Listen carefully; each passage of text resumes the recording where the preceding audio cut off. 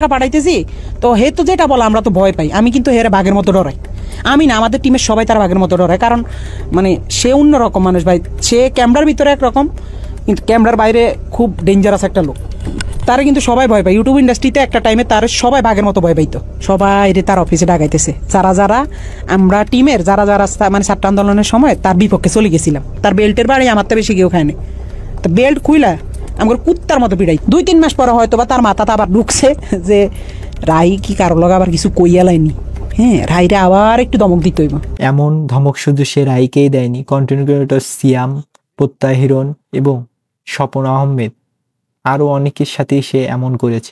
রাহির মুখ থেকেই শুনুন ভিপি নূর কি করেছিল তার সাথে। কেমনে বড় একটা নেতার সামনে হয়তো ফোন টোন দিলে আমি একটু ডরাই যাই। আমি তো ডরাইলে আসলে আমি কিন্তু ভয় পাই। তো হঠাৎ একদিন রাইতে আমি নোয়াখালী 10:30-11টার দিকে হঠাৎ একটা ভিডিও কল। তো ওই দাফরি দিয়ে এই তো আবার তলপেটে কামড় দিয়েছে। আল্লাহ এতদিন পর হঠাৎ কল দিয়ে আবার কি জানি কি কয়।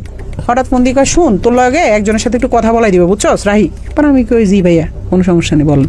পরের দিন দেখলাম হঠাৎ করে ভিপি নূর ভাইয়ের সাথে আমার কথা বলাই দিছে ভিডিও কলে। আমার কইতেছে একজনের সাথে তোর কথা বলাই দিব, সে কিন্তু নেক্সট বাংলাদেশের অনেক বড় মাপের একজন কেউ হবে, প্রধানমন্ত্রী বা মানে ভালো একটা পদে যাবে। তো পরে দিই আফ্রিদি ভাইকে বুঝছি তো তোর ভাইয়ের অবস্থানটা? আমি কি, জি ভাইয়া বুঝছি। পরে কথা, সাবধানে থাকিস, ঠিক আছে? আমি কি, জি ভাইয়া ঠিক আছে। শুধু বুঝাইছে যে তার লগে বিশাল বড় বড় হাত আছে, এই জন্য সে দেশে খুব রিল্যাক্স আছে।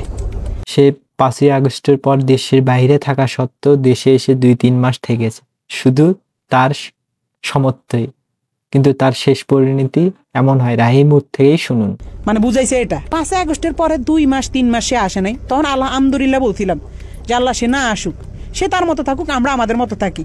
আমরাও তার কাছে যাইতাম চাই না, সেও আমার কাছে না আসুক। যে মানুষ 5ই আগস্টের পরে আইসা দেশে স্টে করছে, সুন্দরভাবে থাকছে, আল্লাহ তো আপনার সুযোগ দিছে। কিন্তু না, আপনার ভিতরে তো ওই মনুষ্যত্ব না। আপনি শুধু রিভেঞ্জ, কারে কারে ধরবেন, কারে কারে মারবেন, কারে কারে কি করবেন। আপনার মনের মধ্যে শুধু এসব হারামি। আল্লাহ কি আমরা ছাড় দিব? এসব কারণে তো আল্লাহ মানে